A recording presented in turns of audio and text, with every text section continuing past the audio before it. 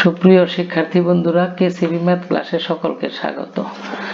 আশা করছি পরম করুণাময়ের কৃপায় তোমরা সকলেই ভালো আছো।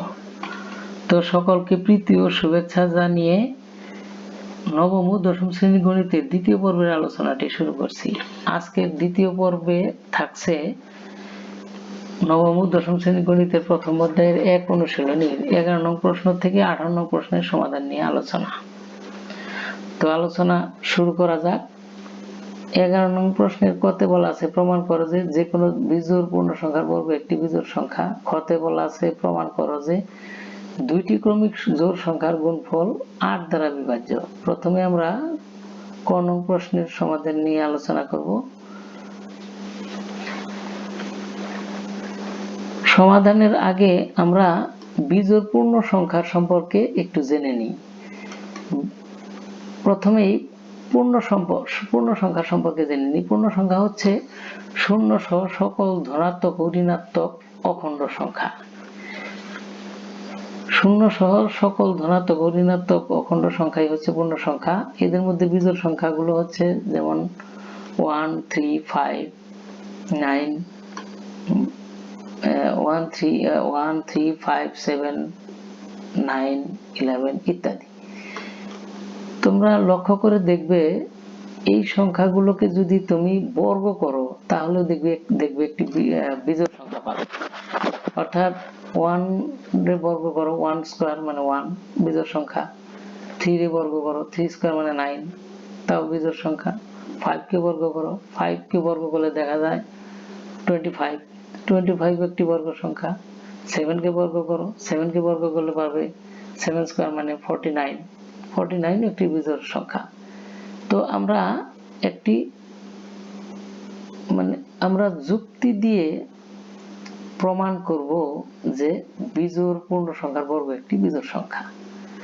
তো তার জন্য আমাকে একটি চলকের মাধ্যমে বিজোড় সংখ্যা ধরে নিতে হবে। তো আমরা মনে করি 2x + 1 একটি বিজোড় পূর্ণ সংখ্যা, যেখানে x যে কোনো পূর্ণ সংখ্যা। আমরা এই সংখ্যাটিকে বিজোড় সংখ্যাটিকে এমন ভাবে একটি চলকের মাধ্যমে প্রকাশ করেছি যেখানে x এর পরিবর্তে তুমি যে কোনো পূর্ণ সংখ্যা ব্যবহার করলে একটি বিজোড় সংখ্যা পাবে। অর্থাৎ x এর পরিবর্তে আমি এই রাশিটিতে x এর পরিবর্তে 1 ব্যবহার করলে পাবো 3, যা একটি বিজোড় সংখ্যা। x এর পরিবর্তে আমি 2 ব্যবহার করলে পাবো 5, এটিও একটি বিজোড় সংখ্যা। x এর পরিবর্তে 3 ব্যবহার করলে পাবো 7, যা একটি বিজোড় সংখ্যা। তো এবার আমি এই সংখ্যাটিকে বর্গ করব, অর্থাৎ 2x + 1 হোল স্কয়ার। এটিকে যদি আমরা a + b হোল স্কয়ারের সূত্র দিয়ে হিসাব করি তাহলে এরকম দাঁড়াবে, অর্থাৎ 2x whole square plus 2 × 2x × 1 plus 1 square মানে 1। এটিকে হিসাব করলে পাবো আমরা 4x² + 4x + 1। এই 4x² + 4x থেকে আমরা 4x কমন নেব, তাহলে ব্র্যাকেটের ভিতরে থাকবে x + 1 আর বাড়তি থাকবে এই 1 অর্থাৎ +1। এখানে লক্ষ্য করো x ও x + 1 দুটি ক্রমিক সংখ্যা যাদের মধ্যে একটি জোড় এবং অপরটি বিজোড় সংখ্যা। x ও x + 1 দুটি ক্রমিক সংখ্যা। এখানেও যদি তুমি x এর পরিবর্তে যে কোনো পূর্ণ সংখ্যা বসাও দেখবে এই দুটো সংখ্যা দিয়ে দুটি ক্রমিক সংখ্যা পাবে। অর্থাৎ x এর পরিবর্তে যদি 1 ব্যবহার করো তাহলে এই সংখ্যা দুটি দাঁড়াবে 1 2, যা দুটি ক্রমিক সংখ্যা। x এর পরিবর্তে 2 ব্যবহার করলে সংখ্যা দুটি পাবে 2 এবং 3, যা দুটি ক্রমিক সংখ্যা। তো এই ক্রমিক সংখ্যাগুলোর মধ্যে দেখা যায় একটি জোড় এবং অপরটি বিজোড়। যদি 1 2 হয় তাহলে 1 বিজোড় 2 হলো জোড়। তদ্রূপ 2 3 যদি ক্রমিক সংখ্যা হয়, 2 3 যদি দুটি ক্রমিক সংখ্যা হয়, এখানেও দেখা যায় একটি জোড় একটি বিজোড়। তো আমরা জানি যে যে কোনো দুটি ক্রমিক সংখ্যাকে গুণ করলে সেই গুণফলটি জোড় সংখ্যা হয়। দেখো 1 আর 2 যদি গুণ করো তাহলে 2 পাবে, 2 আর 3 যদি গুণ করো 6 পাবে, 3 আর 4 যদি করো 3 4 12 অর্থাৎ 12 পাবে। প্রত্যেকটি গুণফলই কিন্তু জোড় সংখ্যা। এই গুণফলকে আবার যে কোনো সংখ্যা দ্বারা গুণ করলে তাও জোড় সংখ্যা হবে। এই গুণফলগুলোকে তুমি খেয়াল করো, তুমি যে কোনো সংখ্যাতে গুণ করবে সেক্ষেত্রে জোড় সংখ্যা পাবে। যেমন 1 আর 2 গুণ করছি 2, 2 কে যদি আমি যে কোনো সংখ্যা 3 দিয়ে গুণ করি 3 দুগুণে 6, 4 দিয়ে যদি গুণ করি 4 দুগুণে 8, 5 দিয়ে যদি গুণ করি 5 দুগুণে 10, দেখা যায় প্রত্যেক ক্ষেত্রে জোড় সংখ্যা পাওয়া যায়। তো অতএব আমরা বলতে পারি 4x into x plus 1 একটি জোড় সংখ্যা। আমি আবার বলছি, দুটি ক্রমিক সংখ্যা গুণ করলে গুণফল হয় জোড় সংখ্যা। আমি এখানে বলেছি গুণফলকে যে কোনো সংখ্যাতে গুণ করলে সেটাও জোড় সংখ্যা হয়। তাহলে x ও x plus 1 কে গুণ করলে আমরা পাবো জোড় সংখ্যা। এটাকে যদি আমরা 4 দ্বারা গুণ করি সেটাও জোড় সংখ্যা পাবো। তাহলে x into x ও x plus 1 কে গুণ করলে পাবো x into x plus 1, আমি তাকে 4 দিয়ে গুণ করেছি, তাহলে সংখ্যাটি দাঁড়ালো 4x into x plus 1, যা একটি জোড় সংখ্যা। তাহলে সুতরাং আমরা বলতে পারি 4x into x plus 1 plus 1 একটি বিজোড় সংখ্যা, অর্থাৎ এই জোড় সংখ্যার সাথে 1 যোগ করলে সেই সংখ্যাটি হবে বিজোড় সংখ্যা। তাহলে প্রমাণ হয়ে গেল যে কোনো বিজোড় পূর্ণ সংখ্যার বর্গ একটি বিজোড় সংখ্যা। এবার চলে আসি খতে। খ নং প্রশ্নে প্রমাণ করতে হবে দুইটি ক্রমিক জোড় সংখ্যার গুণফল 8 দ্বারা বিভাজ্য। তুমি যদি যে কোনো দুইটি ক্রমিক জোড় সংখ্যা নাও, যেমন 2 4 দুইটি ক্রমিক জোড় সংখ্যা, এই দুটোকে গুণ করলে পাবো 4 দুগুণে 8, যা 8 দ্বারা বিভাজ্য। যদি আরো অপর দুইটি ক্রমিক জোড় সংখ্যা নাও, যেমন 4 6, 4 আর 6 গুণ করলে 4 6 24, 24 কেও 8 দ্বারা ভাগ করা যায়। এই বিষয়টি আমরা যৌক্তিকভাবে প্রমাণ করব। তো প্রমাণ করা যাক। এর জন্য আমাকে একটি চলক ব্যবহার করে দুটি ক্রমিক জোড় সংখ্যা ধরে নিতে হবে। মনে করি দুটি ক্রমিক জোড় সংখ্যা যথাক্রমে 2x ও 2x plus 2, যেখানে x যে কোনো পূর্ণ সংখ্যা। আমি দুটি ক্রমিক জোড় সংখ্যা একটি চলকের মাধ্যমে প্রকাশ করছি। একটি হলো 2x, অপরটি হলো 2x plus 2।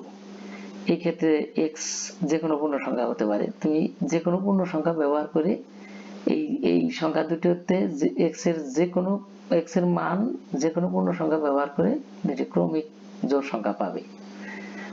তো আমি এই সংখ্যা দুটোকে গুণ করে পাই 2x into 2x plus 2, অর্থাৎ এই 2x plus 2 ব্র্যাকেটের ভিতরে 2x plus 2 থেকে আমরা 2 কমন নিলে ব্র্যাকেটের ভিতরে পাবো x, আর এখানে পাবো প্লাস 1।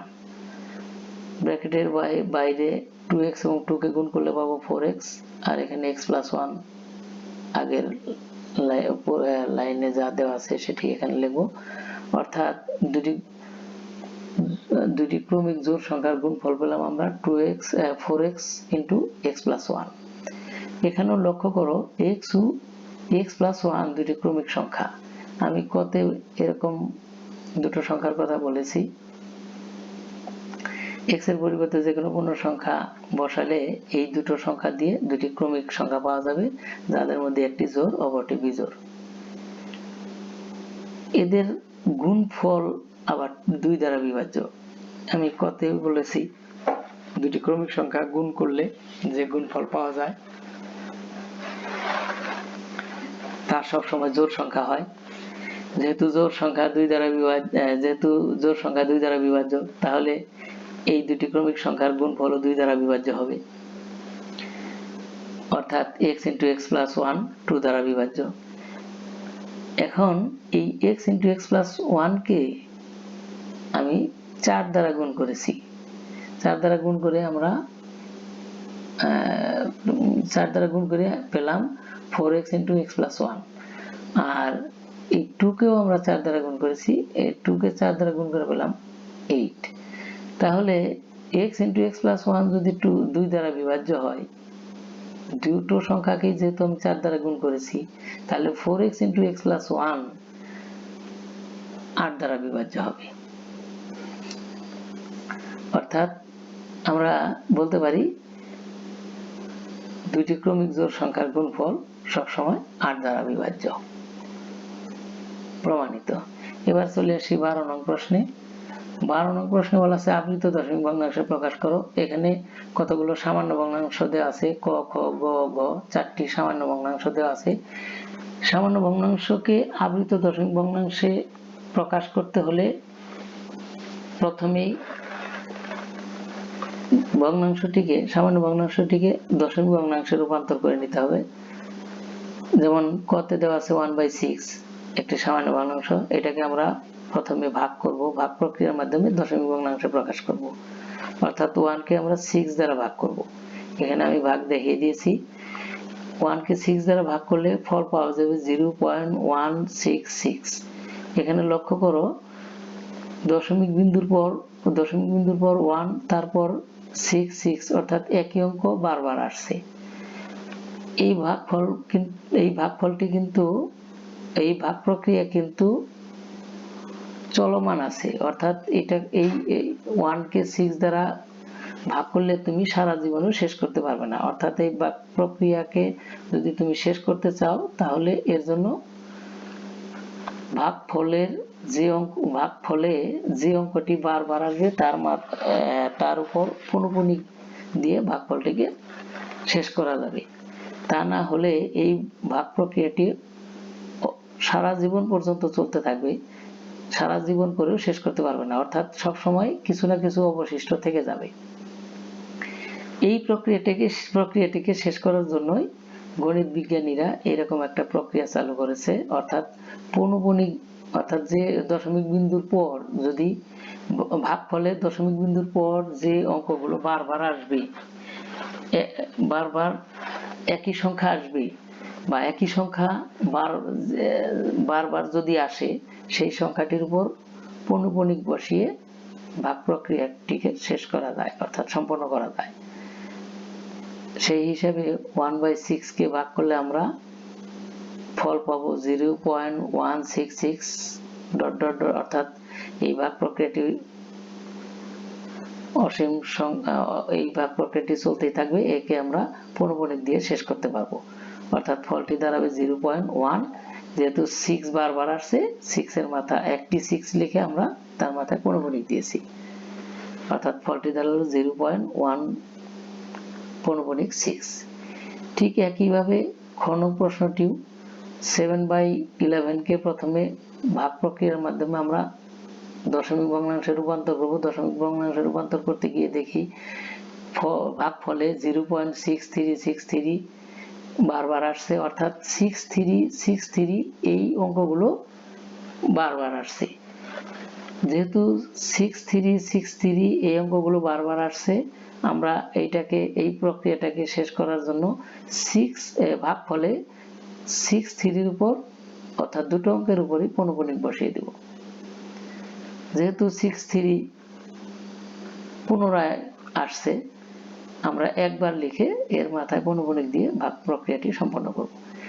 গ নং প্রশ্নে সমস্ত ভগ্নাংশ দেওয়া আছে। প্রথমে ভগ্নাংশটিকে অপ্রকৃত ভগ্নাংশে রূপান্তর করে নিতে হবে। তারপর ক এবং খ এর মতো করে প্রথমে ভগ্নাংশটিকে ভাগ প্রক্রিয়ার মাধ্যমে দশমিক ভগ্নাংশে রূপান্তর করতে হবে। দশমিক ভগ্নাংশে রূপান্তর করার পর যদি একই অঙ্ক বারবার আসতে থাকে, তাহলে আমি যে অঙ্কটি বারবার আসবে সেই অঙ্কটি একবার লিখে তার মাথায় পৌনঃপুনিক দিয়ে দেব। একইভাবে ঘ নং প্রশ্নের উত্তরও এটিও একটি সমস্ত ভগ্নাংশ। এটাকে প্রথমে অপ্রকৃত ভগ্নাংশে রূপান্তর করে নেব। অর্থাৎ এই 3 আর 15 গুণ করে তার সাথে 8 যোগ করে উপরে লিখবো, আর হরের ক্ষেত্রে 15 আছে, এখানে 15ই থাকবে। এটাকে ভাগ প্রক্রিয়ার মাধ্যমে প্রথমে ভগ্নাংশটিকে দশমিক ভগ্নাংশে রূপান্তর করব। দশমিক ভগ্নাংশে রূপান্তর করলে দেখা যায় 3.533, অর্থাৎ ভাগফলে 3.533 বারবার আসছে। এই 3 বারবার আসার কারণে আমরা 3 এর উপর পৌনঃপুনিক দিয়ে দিব। এবার চলে আসি 13 নং প্রশ্নে। 13 নং প্রশ্নে বলা আছে সাধারণ ভগ্নাংশে প্রকাশ করো। এখানে আবৃত দশমিক ভগ্নাংশ দেওয়া আছে, এটাকে আমরা সামান্য বা সাধারণ ভগ্নাংশে রূপান্তর করব। এখানে 5টি আবৃত দশমিক ভগ্নাংশ দেওয়া আছে। প্রথমে আমরা ক এর সমাধান করি।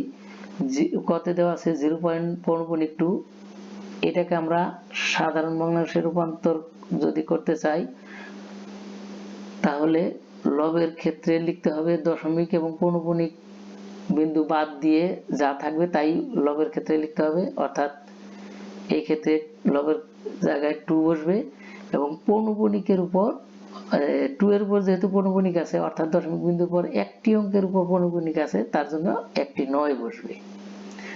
একইভাবে খ নং প্রশ্নের উত্তরও ক এর মতো হবে, অর্থাৎ 0.3.5। এই ক্ষেত্রে দশমিক এবং পৌনঃপুনিক সরিয়ে আমরা 35 লিখব লবের জায়গায়। আর যেহেতু দশমিক বিন্দুর পর দুইটি অঙ্কের উপর পৌনঃপুনিক আছে, দুইটি অঙ্কের উপর পৌনঃপুনিক থাকার কারণে আমরা দুটো 9 ব্যবহার করব হরে, অর্থাৎ হরের ক্ষেত্রে দুটি পৌনঃপুনিক থাকার কারণে দুটো 9 বসিয়ে দিব। তাহলে ভগ্নাংশটি দাঁড়াবে 35/99। গ এর ক্ষেত্রেও একই। গ এ অবশ্য ক এবং খ থেকে একটু ব্যতিক্রম আছে, সেটি হলো 0.1 পৌনঃপুনিক 3। এখানে লক্ষ্য করো দশমিক বিন্দুর পর একটি অঙ্ক পৌনঃপুনিক ছাড়া আর একটি অঙ্ক পৌনঃপুনিক ওয়ালা।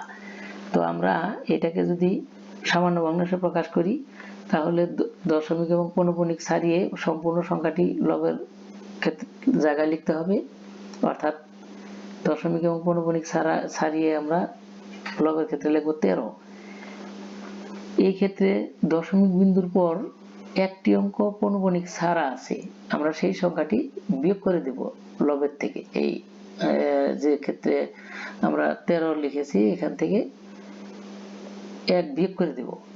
আর হরের ক্ষেত্রে যেহেতু একটি অঙ্কের উপর পৌনঃপুনিক আছে, আমরা একটা 9 ব্যবহার করছি, দশমিক বিন্দুর পরে একটি অঙ্ক পৌনঃপুনিক ছাড়া আছে, অর্থাৎ পৌনঃপুনিক ছাড়া একটি অঙ্ক আছে, তার জন্য একটি 0 ব্যবহার করেছি। তাহলে ভগ্নাংশটি দাঁড়াবে 13 থেকে 1 বিয়োগ করলে 12 আর হরে আসবে 90। এটিকে লঘিষ্ঠ আকারে প্রকাশ করলে পাবো 2/15। এটি आंसर। ঘ নং প্রশ্নে দেওয়া আছে 3.7 পৌনঃপুনিক 8। গ এর মতোই এটিকে প্রথমে আমরা দশমিক এবং পৌনঃপুনিক ছাড়িয়ে লবের ক্ষেত্রে লিখব 378। গ এ অবশ্য দশমিক বিন্দুর আগে 0 ছিল। ঘ এর ক্ষেত্রে দেখা যায় দশমিক বিন্দুর পূর্বে 3 অঙ্কটি আছে, তো আমরা দশমিক এবং পৌনঃপুনিক ছাড়িয়ে সম্পূর্ণ সংখ্যাটি পাবো 378, অর্থাৎ 378। এই 378 কে লবের জায়গায় লিখব এবং তার থেকে পৌনঃপুনিক ছাড়া যে কয়টি অঙ্ক আছে সেই কয়টি অঙ্ক দিয়ে যে সংখ্যাটা গঠিত হবে। এখানে পৌনঃপুনিক ছাড়া 3 এবং 7 আছে, 3 এবং 7 দিয়ে সংখ্যাটি দাঁড়ায় 37।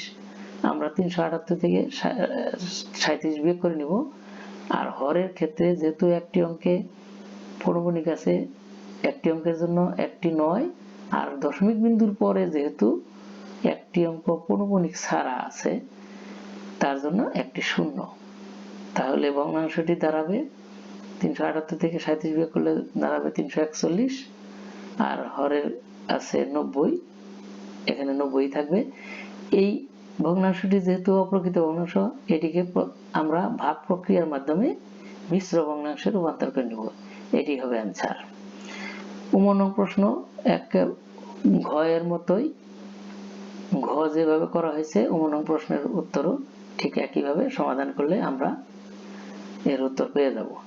এবার আসি 14 নং প্রশ্নের। 14 নং প্রশ্নে বলা আছে সদৃশ আবৃত দশমিক ভগ্নাংশে প্রকাশ করো। এখানে কি দেখতে একই রকম, মানের দিক থেকে ভিন্ন হতে পারে কিন্তু দেখতে একই রকম, এরকম ভগ্নাংশে রূপান্তর করব। অর্থাৎ প্রত্যেকটি ভগ্নাংশের দশমিক বিন্দুর পর অনাবৃত অংশ এবং আবৃত অংশ একই রকম থাকবে। এর জন্য আমরা প্রথমেই ক নং প্রশ্নটির সমাধান করে নিই। দেখো, ক নং প্রশ্নের প্রথম ভগ্নাংশটিতে দেওয়া আছে 2.23, এখানে একটি অঙ্ক অনাবৃত একটি অঙ্ক আবৃত। দ্বিতীয় ভগ্নাংশে 5.235, অর্থাৎ দ্বিতীয় ভগ্নাংশে একটি অঙ্ক অনাবৃত আছে আর দুটি অঙ্ক আবৃত আছে। তো এই দুটোকে যদি সদৃশ্য দশমিক ভগ্নাংশে প্রকাশ করতে চাই, তাহলে আমাকে এই অনাবৃত অংশের, এখানে যেহেতু এক্ষেত্রে প্রত্যেকটি দুটো ভগ্নাংশেই একটি করে অঙ্ক অনাবৃত আছে, তো সদৃশ্য করলে সেক্ষেত্রেও একটি অঙ্ক অনাবৃত থাকবে। আর আবৃত অংশে প্রথম ভগ্নাংশে একটি অঙ্কে আবৃত পৌনঃপুনিক দেওয়া আছে, দ্বিতীয় ভগ্নাংশে দুটি অঙ্কে পৌনঃপুনিক দেওয়া আছে। তাহলে এই ক্ষেত্রে 1 এবং 2 এর লসাগু যা হবে তাই হবে সদৃশ্য আবৃত দশমিক ভগ্নাংশে আবৃত অংশের অঙ্ক সংখ্যা। আমি ভাষায় এই কথাগুলো প্রকাশ করেছি। ভগ্নাংশ দুটিতে অনাবৃত অংশের অঙ্ক সংখ্যা হবে 1 1, যেহেতু এখানে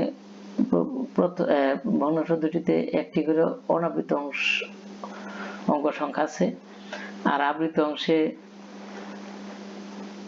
অঙ্ক সংখ্যা আছে প্রথমটায় একটি অঙ্ক, দ্বিতীয়টায় দুইটি অঙ্ক।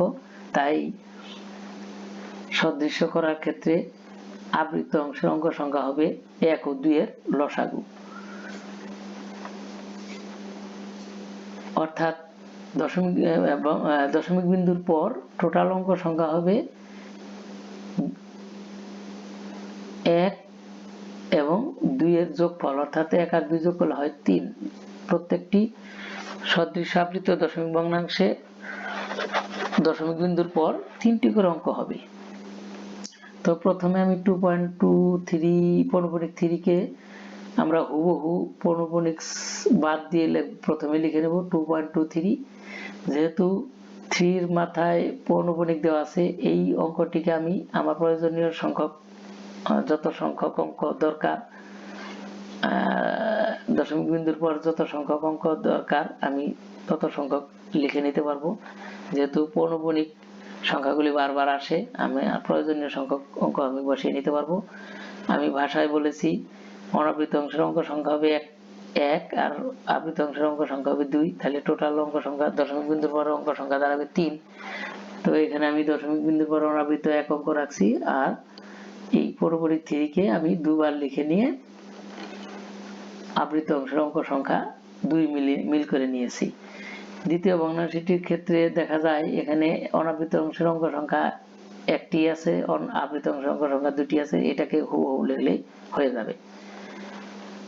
তাহলে ভগ্নাংশ দুটিকে সদৃশ্য আবৃত দশমিক ভগ্নাংশে প্রকাশ করলে দাঁড়াবে, প্রথমটি 2.233 মাথায় পৌনঃপুনিক, আর দ্বিতীয়টি যা আছে এখানে তাই হবে, অর্থাৎ 5.2 পৌনঃপুনিক 3 পৌনঃপুনিক 5। একইভাবে খ এর সমাধান আমরা করতে পারবো। খতে দেওয়া আছে 7.266 এর মাথায় পৌনঃপুনিক, দ্বিতীয়টি 4.237 মাথায় পৌনঃপুনিক। এখানে পৌনঃপুনিক অর্থাৎ অনাবৃত অংশের অঙ্ক সংখ্যা আছে প্রথমটিতে 1, প্রথমটিতে একটি অঙ্ক, দ্বিতীয়টিতে দুইটি অঙ্ক। তাহলে এই ক্ষেত্রে সদৃশ্য করতে অনাবৃত অংশের অঙ্ক সংখ্যা হবে সর্বোচ্চ সংখ্যা, অর্থাৎ 2, এবং আবৃত অংশের অঙ্ক সংখ্যা হবে, যেহেতু এখানেও 1 এখানেও 1, তাহলে আবৃত অংশের অঙ্ক সংখ্যা হবে 1 এবং 1 এর লসাগু 1, অর্থাৎ দশমিক বিন্দুর পরে টোটাল অঙ্ক সংখ্যা দাঁড়াবে 2 আর 1 যোগ করলে হয় 3। তাহলে প্রথম ভগ্নাংশটি আমি 7.2 পৌনঃপুনিক 6 কে আমি প্রথমেই এখানে যা আছে হুবহু তাই লিখে নেব 7.26। তারপর যেহেতু 6 এর মাথায় পৌনঃপুনিক দেওয়া আছে, 6 কে আমি প্রয়োজন মতো যা লাগে আমি লিখে নিতে পারবো। এই জন্য 6 কে আমি পুনরায় লিখেছি আবার। যেহেতু আমার অনাবৃত অংশের অঙ্ক সংখ্যা হবে 2, আবৃত অংশের অঙ্ক সংখ্যা হবে 1, তো আমি এখানে অনাবৃত 2 অঙ্ক সংখ্যা 2টি রেখেছি আর একটি অঙ্ক আবৃত রেখেছি। একইভাবে দ্বিতীয় ভগ্নাংশটি 4.237 এর মাথায় পৌনঃপুনিক, যেহেতু এখানে দুইটি দশমিক বিন্দুর পর দুইটি অঙ্ক অনাবৃত আছে আর একটি অঙ্ক আবৃত আছে, এটাকে আর কিছু করতে হবে না, হু লিখলেই হয়ে যাবে। একইভাবে গ নং প্রশ্ন, এখানে যেহেতু তিনটি ভগ্নাংশ দেওয়া আছে, এখানে দশমিক বিন্দুর পর প্রত্যেকটি অঙ্কে কোনো অনাবৃত অঙ্ক সংখ্যা নেই, অর্থাৎ প্রত্যেকটি ভগ্নাংশে অনাবৃত অঙ্কের সংখ্যা আছে 0 আর আবৃত অংশের অঙ্ক সংখ্যা আছে প্রথমটি 1, দ্বিতীয়টি 2, দুইটি অঙ্ক, তৃতীয়টিতে 3টি অঙ্ক। তাহলে সদৃশ্য করতে হলে প্রত্যেকটি ভগ্নাংশের আবৃত অংশের অঙ্ক সংখ্যা হবে 1, 2, 3 এর লসাগু অর্থাৎ 6, আর অনাবৃত অংশ যেহেতু 0 দেওয়া 0 সংখ্যক অনাবৃত অংশের অঙ্ক সংখ্যা আছে, তো প্রত্যেকটি ভগ্নাংশে অনাবৃত কোনো অঙ্ক থাকবে না। তো আমরা 5.7 কে এভাবে লিখতে পারি, অর্থাৎ যেহেতু 7 এর মাথায় পৌনঃপুনিক আছে, আমরা 7 বারবার লিখতে পারবো আমার যা দরকার। তাহলে এখানে আবৃত অংশের অঙ্ক সংখ্যা হবে টোটাল অঙ্ক সংখ্যা হবে 6। প্রত্যেকটি ক্ষেত্রে আমরা আবৃত অংশের অঙ্ক সংখ্যা রাখবো 6টি। যেহেতু অনাবৃত অংশের কোনো অঙ্ক সংখ্যা নেই, 0 দেওয়া আছে, আমরা অনাবৃত অংশে কোনো অঙ্ক সংখ্যা রাখবো না। অর্থাৎ এখানে যে সকল অঙ্কের উপর পৌনঃপুনিক দেওয়া আছে সেটা আমি বারবার লিখে আমি আমার প্রয়োজনীয় সংখ্যক অঙ্ক লিখে নিতে পারবো। একইভাবে ঘ নং প্রশ্নেও এখানে প্রথম ভগ্নাংশে কোনো পৌনঃপুনিক নাই, দ্বিতীয় ভগ্নাংশে একটি অঙ্কের পৌনঃপুনিক আছে, তৃতীয়টিতে 2টি অঙ্কের। তাহলে এখানে সর্বোচ্চ অনাবৃত অংশের অঙ্ক সংখ্যা আছে 2, তাহলে সদৃশ্য দশমিক ভগ্নাংশে অনাবৃত অংশের অঙ্ক সংখ্যা হবে 2। যেহেতু প্রথম ভগ্নাংশটিতে কোনো আবৃত অংশ নাই, তাই আমরা 0 দিয়ে তার মাথায় পৌনঃপুনিক দিয়ে নিতে পারবো, আর পরবর্তী দুটি ভগ্নাংশ আগের অর্থাৎ খ গ বা ক খ গ এর মতো করে রূপান্তর করে নিতে পারবো। এবার চলে আসি 15 নং প্রশ্নে। 15 নং প্রশ্নে বলছে যোগ করো। প্রশ্নের সমাধানে আসি। খ নং প্রশ্নে দেওয়া আছে 0.4 পৌনঃপুনিক 5 প্লাস 0.1 পৌনঃপুনিক 3 পৌনঃপুনিক 4। তো এই আবৃত দশমিক ভগ্নাংশগুলোর যোগফল নির্ণয় করার পূর্বে প্রথমেই ভগ্নাংশ দুইটিকে সদৃশ আবৃত দশমিক ভগ্নাংশে রূপান্তর করে নিতে হবে, তারপরে স্বাভাবিক যোগ করার মতো করে যোগ করলেই হয়ে যাবে। তো আমি দশমিক ভগ্নাংশগুলোকে প্রথমে সদৃশ্য করে নেব। তো দশমিক ভগ্নাংশগুলোকে সদৃশ্য করতে হলে অনাবৃত অংশের অঙ্ক সংখ্যা হবে 1 এবং আবৃত অংশের অঙ্ক সংখ্যা হবে 1 ও 2 এর লসাগু অর্থাৎ 2। এখানে যেহেতু অনাবৃত অংশের অঙ্ক সংখ্যা এখানে 1 আছে, এখানেও অঙ্ক সংখ্যা আছে 1, অর্থাৎ একটি করে অঙ্ক অনাবৃত আর আবৃত আছে প্রথমটিতে একটি অঙ্ক, দ্বিতীয়টিতে 2টি অঙ্ক।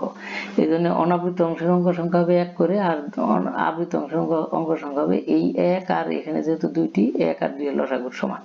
তো প্রথমে আমরা ভগ্নাংশ দুটিকে সদৃশ্য করে নিয়েছি, তারপর স্বাভাবিক যোগের মতো করে যোগ করেছি। যোগ করলে দেখা যায় 5 আর 4 9, এখানে 5 আর 3 8, 4 1 5.0। এই যোগফলটিকে এভাবে তোমরা প্রকাশ করতে পারবে। এবার আসি খ নং প্রশ্নে। খ নং প্রশ্নে দেখা যায় 3টি ভগ্নাংশ দেওয়া আছে। তো প্রথমে আমরা ভগ্নাংশ 3টিকে সদৃশ আবৃত দশমিক ভগ্নাংশে প্রকাশ করব।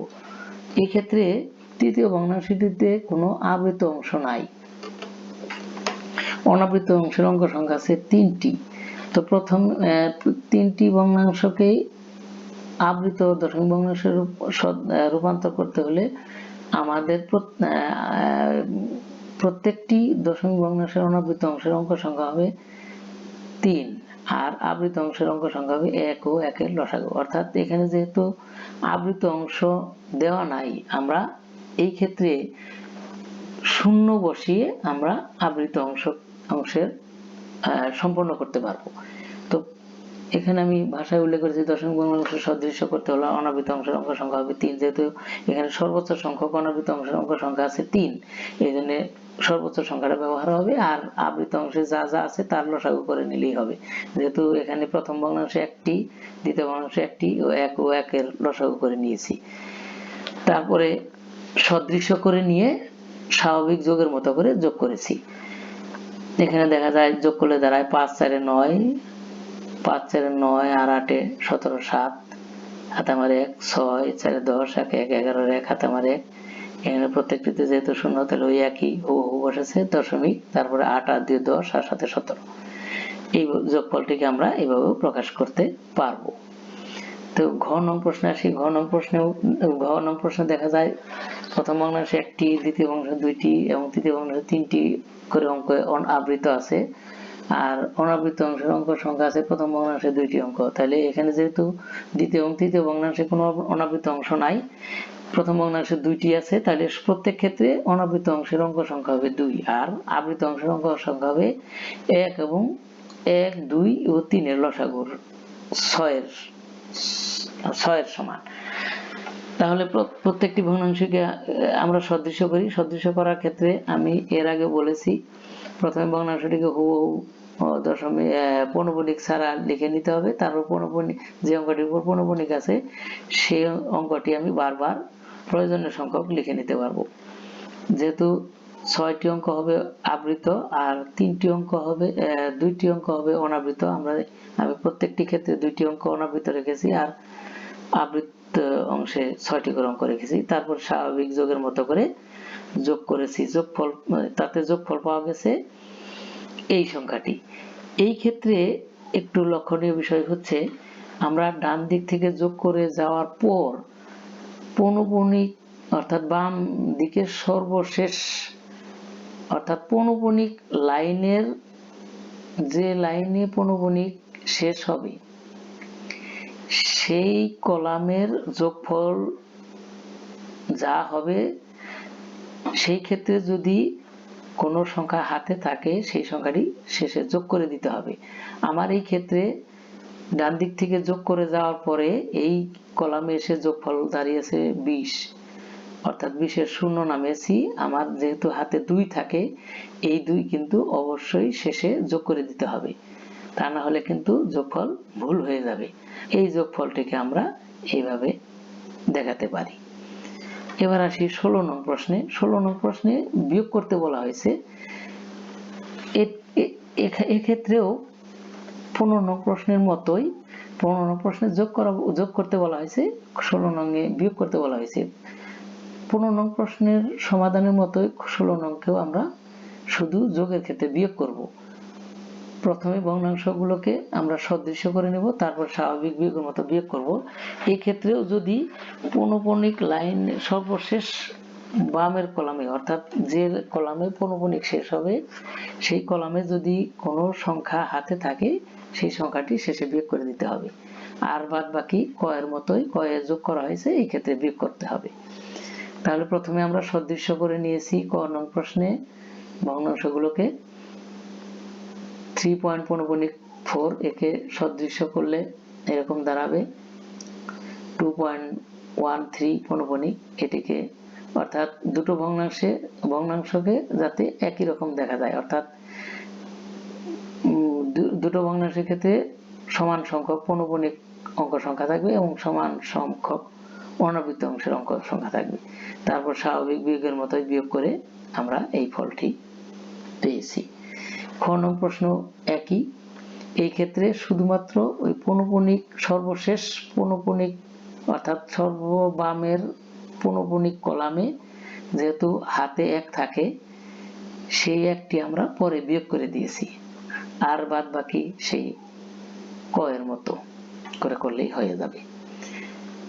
গ নং প্রশ্ন ঠিক একই নিয়মে প্রথমে সদৃশ্য করে নিতে হবে, তারপর স্বাভাবিক বিয়োগের মতো বিয়োগ করতে হবে, তার পরিশেষে সর্বশেষ পৌনঃপুনিক, সর্ববামের পৌনঃপুনিক কলামের যদি বিয়োগ করার পর হাতে কোনো সংখ্যা থাকে সেই সংখ্যাটি বিয়োগ করে দিতে হবে। একইভাবে গ নং প্রশ্নের উত্তর। এবার চলে আসি 17 নং প্রশ্নে। 17 নং প্রশ্নে গুণ করতে বলা হয়েছে। গুণের ক্ষেত্রে আমরা প্রথমে ভগ্নাংশগুলোকে সামান্য ভগ্নাংশে প্রকাশ করে নিব, তারপরে স্বাভাবিক নিয়মে যেভাবে গুণ করা হয় সেভাবে গুণ করব। ভগ্নাংশের গুণ যেভাবে করা হয় সেভাবে গুণ করে নিব। তারপর গুণফলটিকে, অর্থাৎ যদি গুণফল ভগ্নাংশ আসে তাহলে সেটিকে আমরা দশমিক ভগ্নাংশে রূপান্তর করে নেব। দশমিক ভগ্নাংশে রূপান্তর করলে দেখা যাবে দশমিক বিন্দুর পর কোনো কোনো অঙ্ক বারবার আসছে। যে অঙ্কগুলো বারবার আসবে সেই অঙ্কটিকে আমরা পৌনঃপুনিক দিয়ে থামিয়ে দিব। এক্ষেত্রে আমরা ক নং প্রশ্নটি একটু দেখে নিই। 0.3 গুণন 0.6। প্রথমে ভগ্নাংশ দুটিকে আমি সামান্য ভগ্নাংশে রূপান্তর করে নিয়েছি, অর্থাৎ পৌনঃপুনিকের দশমিক এবং পৌনঃপুনিক সরিয়ে লবের ক্ষেত্রে 3 এবং পৌনঃপুনিকের জন্য 9। একইভাবে 0.6 কেও 6/9 আকারে রূপান্তর করে নিয়েছি। তারপরে এটাকে কাটাকাটি করে ছোট করে নিয়েছি।